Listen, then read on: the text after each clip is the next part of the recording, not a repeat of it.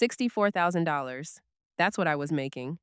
$64,000 a year to do a job I had been doing for 4 years. A job I was genuinely good at.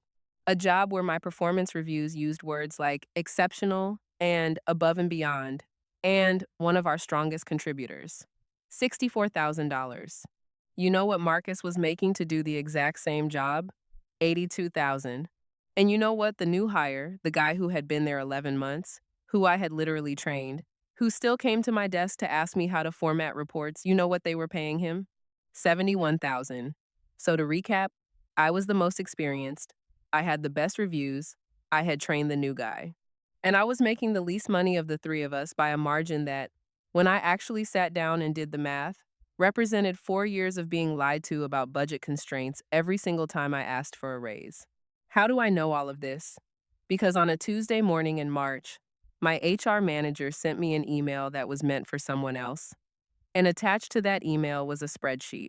A spreadsheet with every single person's salary in the company, all 47 of them.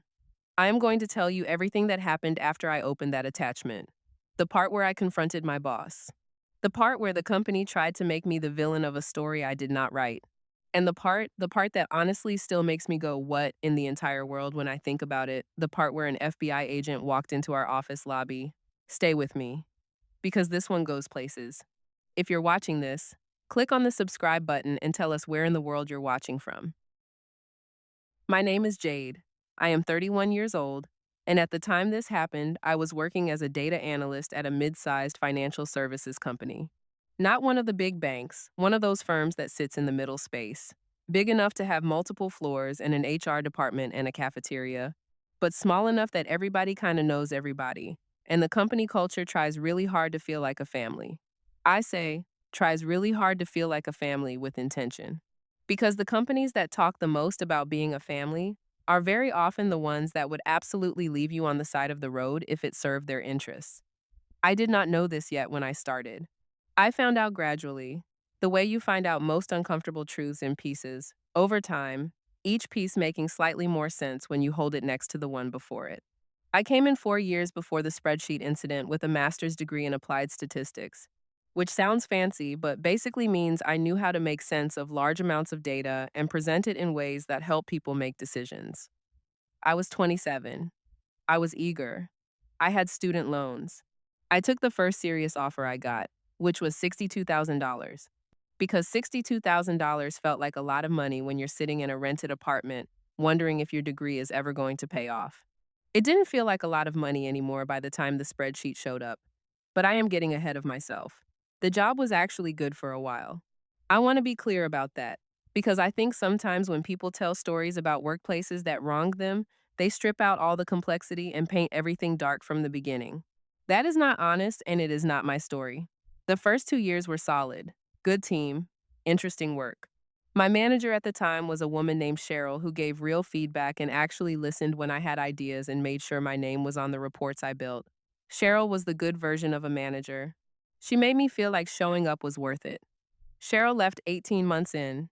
She got recruited out, which honestly good for her. She deserved more than she was getting there too. Her replacement was a man named David. David was fine.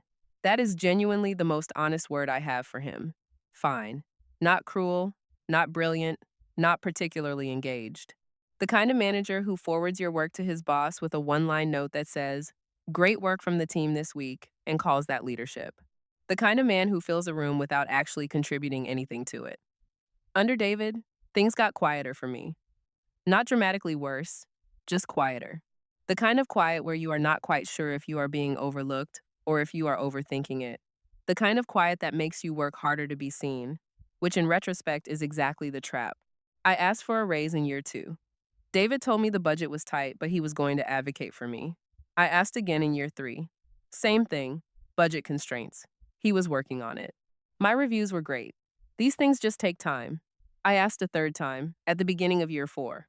He told me the company was going through a planning cycle, and it wasn't the right moment, but he would absolutely circle back. He did not circle back. And then, on one fateful Tuesday morning, an email arrived in my inbox that explained everything. I need to describe this moment properly, because it is the kind of moment that splits your life into before and after. And those don't happen that often, so they deserve their due. It was 9:17 the morning. I know because I have thought about this often enough that the timestamp is basically tattooed on my brain. I was on my second coffee, which was not even real coffee. It was that sad little pod machine in the kitchen that produces something technically warm and brown, but let's not call it coffee. I had a report due by noon. I was in my zone. The email came from Sandra in HR. Subject line: Q1 compensation review, see attached. I opened it because I thought maybe this was finally the raise conversation happening. Maybe David had actually followed through. Maybe the planning cycle was over and Sandra was looping me in. I opened the attachment. It was not my compensation review. It was an Excel file titled Company Compensation Master Q1 2024 XLSX. And it had 47 rows, one for every employee at the company. Names, job titles, departments, years of service, and in the column that made my whole body go very still, current annual salary. I sat there for a second, and then I did what any reasonable human being would do when accidentally handed the nuclear codes. I read every single line. Look, I know. I know that's probably not the most ethically pristine response, but I want you to be honest with yourself for a second. If someone accidentally handed you the information that explained why you had been feeling underpaid and undervalued for 2 years, would you close the file? Would you? Because I truly don't believe most people would. And I am not going to pretend I am better than I am. I read every line. And line by line, the picture assembled itself in front of me. Marcus. Same title as me, same department. Started 8 months before me, making $82,000. Tyler, the new hire I had trained, 11 months in, making $71,000. Diane in accounting, who had been there 6 years, making $68,000, though her role was different enough that I couldn't fully compare. And me, Jade. 4 years, exceptional reviews, the person training the new hires, making $64,000. I sat with that for a while. And by a while, I mean approximately 45 seconds before I got up, walked to the bathroom, locked myself in a stall, and had what can only be described as a controlled emotional breakdown. I'm talking deep breaths, hands on knees, staring at the floor tiles, quietly saying some things to myself that I will not repeat here because this is a family channel. I had been asking for a raise for 2 years. I had been told budget constraints. I had been told these things take time. I had been told to be patient. And this entire time, the man who started 8 months before me, doing the same job, was making $18,000 more per year. $18,000. That's rent. That's a car. That's the therapy I probably needed but couldn't afford because I was making $64,000. I walked back to my desk. I sat down. I pulled up the email from Sandra, and I forwarded it to my personal email address before anything else could happen because I might be upset, but I am not stupid. Here is the thing about being a data analyst. When you are confronted with information that makes you feel things, the professional reflex is to not lead with the feelings. The professional reflex is to sit with the data, understand what it is actually telling you, and figure out what questions it raises before you do anything with it. That is what I told myself to do. That is what the calm, rational part of my brain was recommending. The rest of my brain was like, go find Marcus right now and ask him point blank. I compromised. I went to find Marcus at 11 instead of 9. Marcus and I had always gotten along. He was one of those genuinely decent coworkers who didn't have an agenda, didn't play games, just showed up and did his work and was nice to people. We would grab lunch occasionally. I considered him a friend in the mild, professional sense of the word. I pulled up next to his desk with my coffee cup as if I just happened to be walking by, which he immediately saw through because we both knew I never just happened to be walking by his section. Hey, I said, can I ask you something kind of random? He looked at me. That depends heavily on what it is. I kept my voice very steady. When they posted that job listing in the Denver office last week, what range did they put on it? He thought for a second. I think it was like 72 to 90. Why? I nodded slowly. Okay. And when you started here, did they lowball you, or were you happy with what they offered? Marcus tilted his head. He was smart. He knew something was happening. I negotiated. Why are you asking me this, Jade? I looked at him for a moment. And then I told him what Sandra had sent me by mistake. I watched his face do several different things in quick succession: surprise, discomfort, and then something that looked a lot like guilt, which told me everything I needed to know about whether he already knew the gap existed. Oh man. I kind of figured you weren't making what I was making. I didn't know it was that much of a difference though. That landed harder than I expected. Not because Marcus had done anything wrong, he hadn't. He had negotiated his salary, and that's just how it works. But because the knowing the fact that he had kind of figured meant the gap was visible enough for people around me to sense it, even if they hadn't seen a spreadsheet. Which meant I had been walking around for years in a situation that other people could read from the outside while I was still in the dark. I excused myself politely. I went back to my desk, and I did not get a single thing done for the rest of the day. I want to be honest about something before I tell you about the meeting with David. I genuinely went in trying to be professional about it. I did. I spent the evening before organizing my thoughts, printing out my performance reviews, noting specific projects I had delivered and their outcomes. I was going to present this as a business conversation about market alignment and internal equity. I was going to be measured and rational and give David a chance to explain. That plan lasted approximately 4 minutes into the meeting. I sat across from David the next morning. He had that look he always had in one on ones, half present, half thinking about whatever was on his calendar next. I laid it out. I told him I had accidentally received the compensation spreadsheet. I told him I had seen the numbers. I told him that based on what I had seen, there was an $18,000 gap between my salary and Marcus's for what appeared to be the same role with similar tenure. He was quiet for a moment, and then he said something that I want you to hear clearly. You shouldn't have access to that information. That document is confidential. I blinked. I know.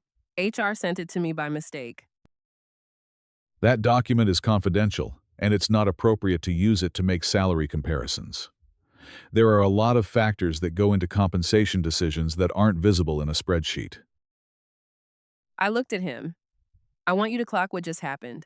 I came in with evidence of an $18,000 pay gap. His response was not, let me look into this, or I understand that's frustrating, or even a basic human acknowledgement that what I was describing might be a problem worth addressing. His response was to tell me I shouldn't have seen the information. Not that the information was wrong, not that there was a good explanation, just that I should not have seen it.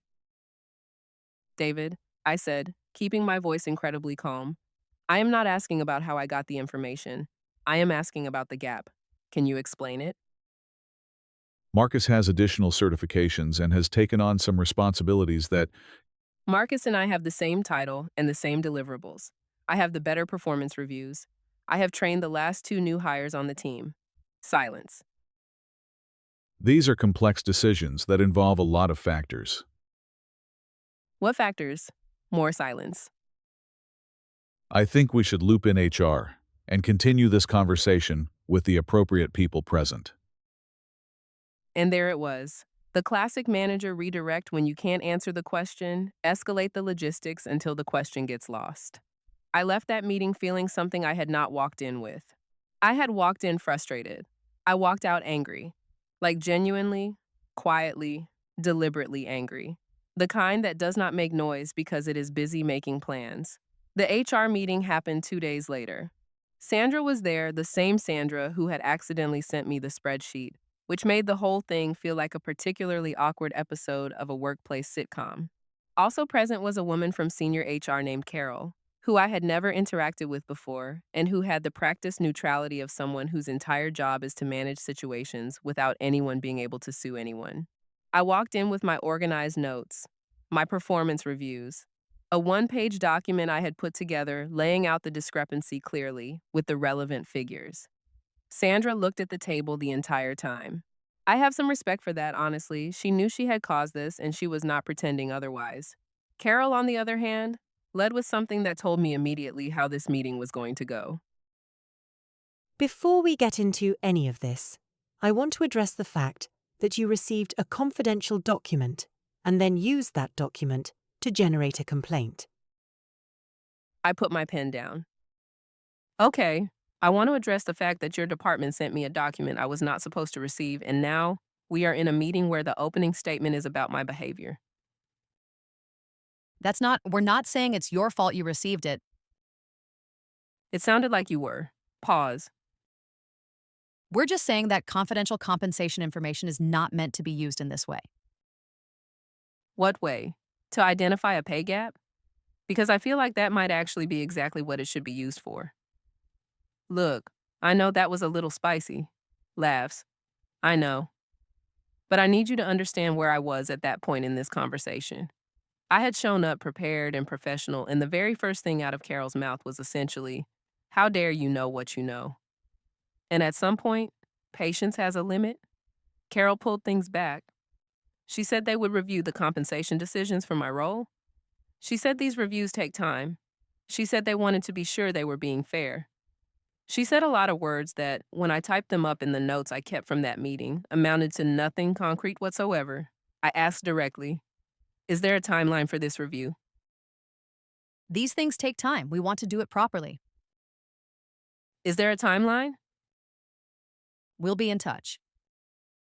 I walked out of that meeting and I called my boyfriend from the parking lot. "They're not going to do anything," I said, How do you know? because the first thing they said was that I shouldn't have seen the document. That's not what you say when you're about to fix the problem. That's what you say when you're figuring out how to make the problem go away without fixing it. He was quiet for a second. So what are you going to do? "I'm going to talk to a lawyer." Before I got to the lawyer, the company made their next move. And it was such a classically bad corporate move that I almost admire it in a grim kind of way. 3 days after the HR meeting, I got an email from Carol. It was formally worded and carefully constructed. The kind of email that has been reviewed by at least 2 people before being sent. It said the following, and I am paraphrasing but not by much. The company was aware that I had received a confidential compensation document in error.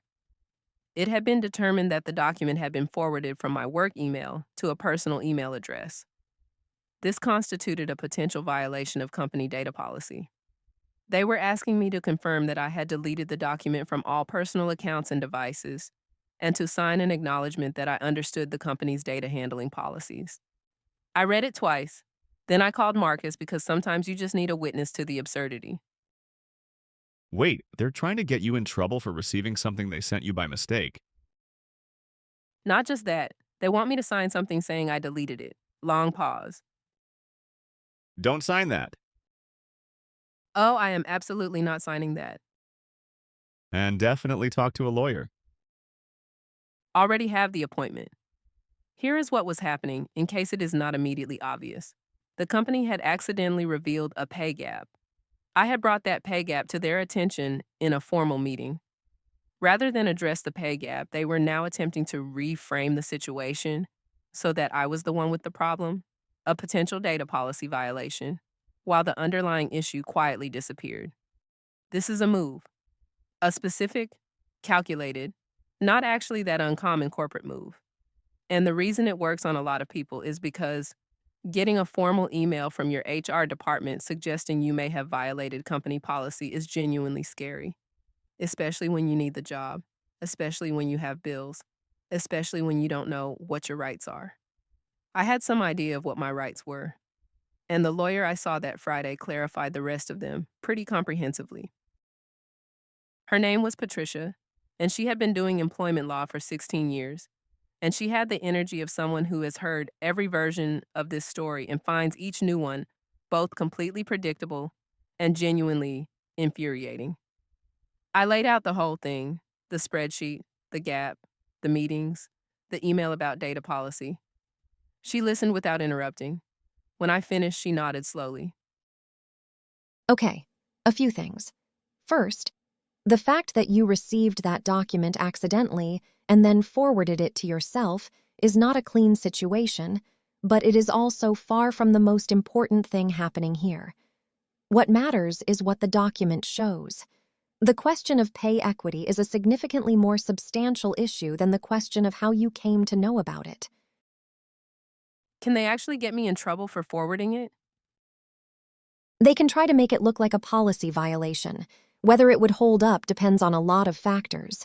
But here is what I want you to focus on. Do you know if Marcus and Tyler are the only people making more than you, or were there other patterns in that spreadsheet?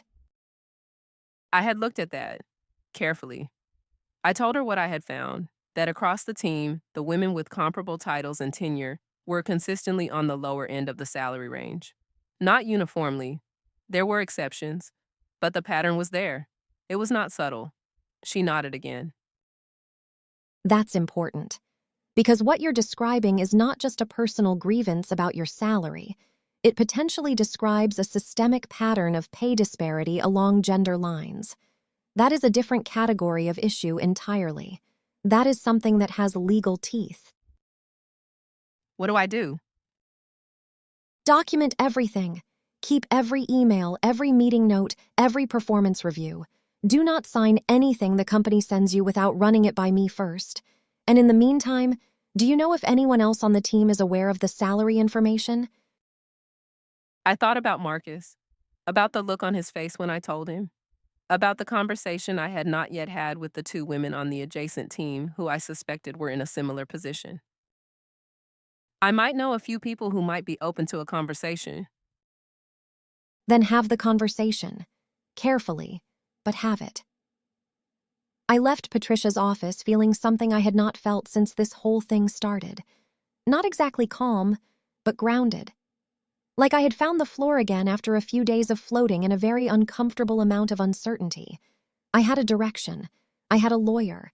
I had a spreadsheet saved to my personal email, and the company was about to find out that trying to make me feel like the problem was a very significant strategic error. I want to talk about what happened when I started having quiet conversations with some of my female colleagues, because this part of the story matters, and I do not want to rush through it. I approached it carefully, not, hey, did you know they're paying you less than the guys? That would have been both tactless and potentially dangerous for them. I came in sideways, started with questions about how they felt about the company's compensation practices in general, asked if they had ever tried to negotiate a raise and what that process had been like. And here's the thing about women in workplaces where this kind of thing is happening. We know, not always consciously, not always with the numbers in front of us, but somewhere in the body, in the accumulated experience of being told the budget is tight while watching the guys on the team get promoted, there is a knowing. And when you create a space where it's safe to name it, it comes out fast. Tanya had been at the company longer than anyone on the team, 7 years. She had trained 3 managers who had since been promoted above her. She had asked for a raise twice and been denied both times with the same language about budget constraints. I asked her what she was making. She told me. I will not put the number here out of respect for her privacy, but I will tell you that when I cross-referenced it against what I had seen on that spreadsheet, once she was making less than a man who had been there 2 years, and whose work she routinely corrected in team meetings. She went very quiet when I told her what I had found, and then she said, I always knew something was off. I just didn't have proof. and then she said the thing that I think about the most, even now. I thought it was me. I thought I was just not doing enough. I have spent 7 years working harder because I thought if I just worked hard enough, it would eventually even out. That hit me somewhere deep, because that is what these things do. They make you internalize the gap. They make you think the solution is to work harder, be more impressive, give more of yourself. And while you are doing that, giving more, producing more, training the new hires, building the reports, the gap just stays. Because it was never about your effort. It was about a decision someone made and never revisited because nobody was holding them accountable. We were holding them accountable now. Tanya and I compared notes. We looped in one other colleague, carefully, with Patricia's guidance on what conversations were legally protected. By the time we were done, we had a picture that was significantly larger and significantly more damning than the one I had walked into David's office with 2 weeks earlier. This was not my pay gap. This was a pattern, and patterns have a different name in employment law. Something changed in the office around week 3. I cannot point to one specific thing. It was a texture shift, the kind you feel before you can explain it. People in HR looking up when I walked past. David avoiding my section of the floor in a way that was just slightly too deliberate. An email from Carol asking if I had received her previous message and whether I had any questions about the data policy acknowledgement. I forwarded that email to Patricia, who told me to say nothing. So I said nothing. And then, at the end of week 3, something happened that nobody in that office was prepared for. An FBI agent walked into the lobby. I need to give you a moment with that sentence, because I want you to understand that at the time, I had no idea this was coming, no idea what it was about, and no idea whether it was connected to anything I had been doing. I just looked up from my monitor at 10:30 in the morning, and there was a man in the lobby in a suit with credentials, asking to speak with someone from senior leadership. The whole open plan floor went very quiet. Not the normal office quiet. The specific quiet of 40-something people simultaneously pretending to be focused on their screens while actually watching the lobby with their peripheral vision. I glanced at Tanya across the room. She glanced back. Neither of us moved. Okay, so here is where I have to be really precise about what I know versus what I pieced together versus what was later confirmed, because I don't want to overstate anything. What I know for certain, an FBI agent came to the office. He met with senior leadership for about 90 minutes behind closed doors.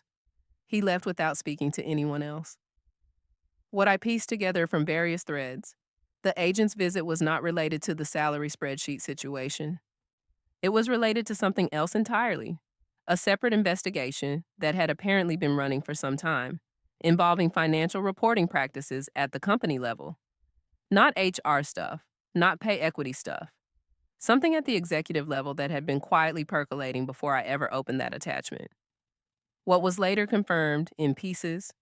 Over the following months, the company was under investigation for issues that had nothing to do with me and everything to do with how certain numbers had been reported to regulatory bodies.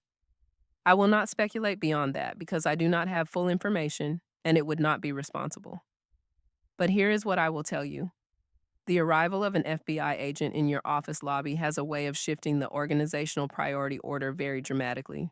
When the thing that was most pressing to senior leadership at 9:30 that morning was figuring out how to make my pay equity situation disappear quietly. By 11 o'clock, they had considerably larger things to think about. And here is what I have come to believe, though I cannot prove it. When institutions are under pressure from outside, they often make faster decisions about the things they were dragging their feet on. Not because they suddenly developed a conscience, because the optics of a prolonged pay equity dispute become significantly more complicated when there is already a federal presence in the building. 6 weeks after the spreadsheet arrived in my inbox, I received a formal letter from HR. The letter said the company had completed a compensation review. It said the review had identified some inequities across certain roles. It said they were committed to ensuring fair and equitable pay for all employees. It said my salary was being adjusted, effective the following pay period, adjusted to $78,000, a $14,000 raise, retroactive to the beginning of the year. I read that letter 3 times, and I want to tell you what I felt because it was not what I expected to feel. I did not feel triumphant. I did not punch the air or do a little dance around my apartment, though honestly, those would both have been valid responses. What I felt was tired. The specific tired that comes from having been right about something for a long time before the people around you were willing to say so. $14,000. 4 years. That is $56,000. I had not been paid for work I had done and results I had delivered. No letter acknowledges that. No retroactive adjustment covers that. The letter said effective the following pay period and beginning of the year. It did not say anything about the 3 years before that. I talked to Patricia about it. She said the adjustment was a good outcome and represented a genuine response to what had been documented. She also said that if I wanted to pursue additional claims for the prior years, there were avenues. She laid them out clearly and practically and told me the decision was mine. I sat with it. I thought about the energy it would cost, about what I wanted my working life to look like going forward, about whether staying at this company was something I even wanted to do, or whether the adjustment was a reason to stay or just a slightly better foundation from which to leave. I want to tell you about Tanya and the other women, because their outcome matters as much as mine, and this is not just my story. Tanya's salary was adjusted. So was our other colleagues. The amounts were different. The company did individual reviews rather than a blanket correction. which meant each adjustment was calibrated separately. But both women got raises. Both women saw their salaries move towards something closer to what they should have been earning. Tanya called me the evening after she got her letter. She was quiet for a moment before she said anything. You know what the worst part is? I'm relieved. And I hate that I'm relieved. Because I should be angry. I should be furious. And I am, a little. But mostly I'm just relieved. I know, I said. I felt the same thing. 7 years, Jade. 7 years I thought I wasn't doing enough. We stayed on the phone for a while after that, not really saying much. Sometimes you just need someone to sit with you in the complicated space between getting what you deserve and acknowledging how long it took to get there. Tanya left the company 8 months later. She got recruited out to a firm that saw her value immediately and offered her a salary that made the adjusted number look quaint. She called me on her last day, and I genuinely teared up a little when she said goodbye. I would not have done any of this without you. I want you to know that. You would have, I said. It just might have taken longer. Maybe. But you were the one who opened the spreadsheet. I mean, that part was Sandra's fault. Let's be real. She laughed. I laughed, and it felt good. I have thought a lot about what this experience actually taught me. Beyond the obvious stuff. Beyond know your worth, and talk to a lawyer, and forward important documents to your personal email before anyone can take them back. Those are all valid lessons. But they are not the deepest ones. The deepest one is this. The secrecy around salaries benefits exactly one party. And it is not you. Every time you have been told it is rude to talk about money. Every time someone suggested it was inappropriate to discuss compensation with your coworkers. Every single cultural norm that made you feel like asking what your colleagues make is some kind of violation, all of that serves the people setting the salaries. All of it. Because when you do not know what other people make, you cannot know whether you are being treated fairly. And when you cannot know whether you are being treated fairly, you cannot advocate for yourself. And when you cannot advocate for yourself, the people with power to set your salary can set it wherever they like, and they will, because there is no accountability. The spreadsheet that Sandra accidentally sent me was just a spreadsheet. It was numbers and cells. What it actually represented was transparency. And in 4 years, that accidental transparency did more for me than 4 years of performing excellence and asking nicely and being told to be patient ever did. Talk to your coworkers about money. I know it feels uncomfortable. I know we have been conditioned since forever to treat salary like a dirty secret, but that conditioning is a tool being used against you. Your right to discuss your compensation with your coworkers is legally protected in most places. The company cannot stop you. And the information you share might be exactly what someone else needs to understand that what is happening to them is not their fault. The second thing I learned is about what happens when you have evidence. Before the spreadsheet, I had feelings. I had the sense that something was off. I had the accumulated frustration of 3 years of being told the budget was tight while watching new hires come in at numbers that now made complete sense. But feelings are easy to dismiss. Evidence is not. The moment I had the spreadsheet, the actual numbers, in black and white, the entire nature of every conversation changed. David could not explain the gap. HR could not explain the gap. The company had to respond to the gap because the gap was documented. Document everything. Always. Not because you are planning to sue anyone. Just because documentation is the difference between saying, I believe something unfair is happening, and saying, here is proof that something unfair is happening. One of those can be ignored. The other cannot. And the third thing, the one I think about most, is about Tanya saying she thought it was her.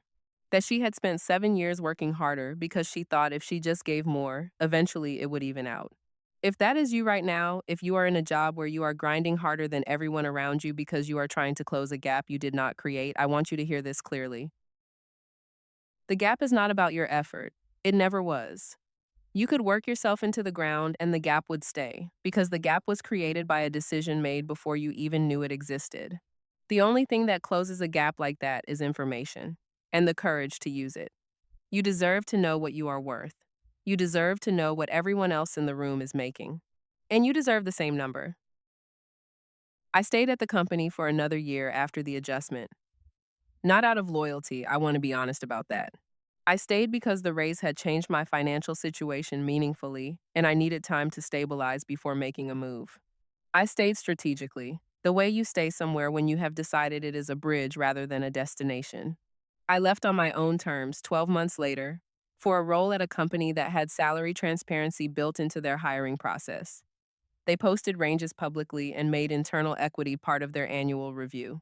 I took a 20% pay increase to do it, not because I negotiated harder, because they were just paying what the role was actually worth from the start. The difference in how that felt walking into a job where the starting point was already honest, I cannot fully describe it. The absence of something you have been carrying for a long time feels strange at first. You keep bracing for the weight, and it is not there. And then gradually you start to use the energy you had been spending on bracing for something better. I use it to do good work, real work. The kind where at the end of the day you feel like you built something rather than defended something. David, last I heard, is still in the same role, still managing with the same non-committal energy. I genuinely wish him nothing, not badly, not well. He is just a man who took up space where better leadership could have been, and those men exist everywhere, and the only thing you can do about them is move around them. Carol left HR about 6 months after everything happened. I do not know if it was related. I did not ask. Sandra, the one who accidentally sent the spreadsheet, is still there. And honestly, I have never been able to decide whether to be annoyed at her or grateful. Laughs. Because that email changed my life. It was an accident and it was a mess and it cost me months of stress and a significant amount of emotional energy. But it also gave me the truth. And the truth, now even when it arrives messy and uninvited and at 9:17 on a Tuesday morning, is always worth having. I want to talk to you directly for a second before we close this out. If you are sitting somewhere right now, at a desk, in a break room, on your couch after a shift, and something in this story hit different because it sounds familiar, because you have also been told the budget is tight, because you also have great reviews and somehow that has not translated into great pay, because you also have that nagging sense that the people around you doing the same work might be getting something you are not getting. Listen to that sense. It is not paranoia. It is pattern recognition.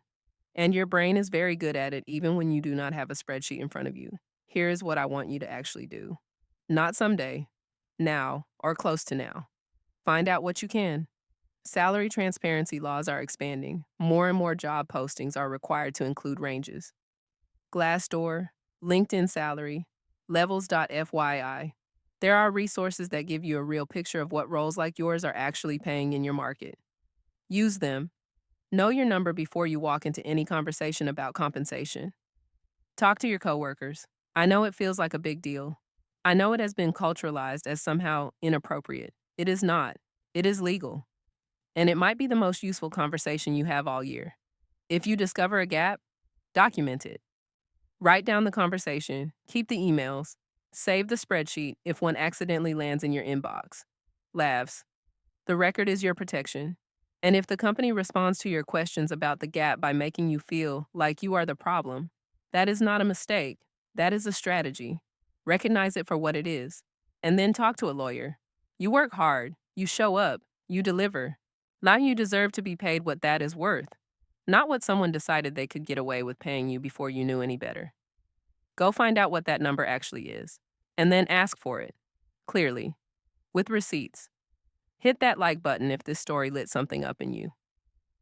Subscribe to Office Confession. New stories every week from the offices, the break rooms, the conference calls, and the parking lots where the real conversations happen.